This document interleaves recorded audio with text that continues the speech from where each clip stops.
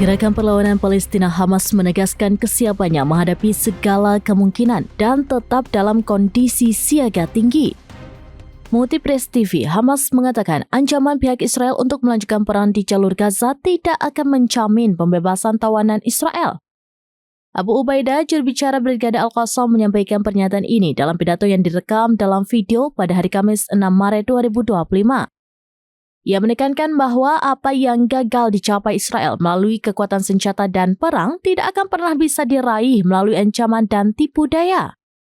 Pernyataan ini muncul hanya sehari setelah Presiden Amerika Serikat Donald Trump mengancam bahwa warga Palestina di jalur Gaza dan pejuang Hamas akan dibunuh jika mereka tidak segera membebaskan tawanan Israel yang tersisa di tahanan di wilayah yang terkepung tersebut. Ancaman Israel mencerminkan kelemahan dan penghinaan. Abu Ubaidah memperingatkan bahwa eskalasi agresi dapat mengakibatkan terbunuhnya tawanan Israel.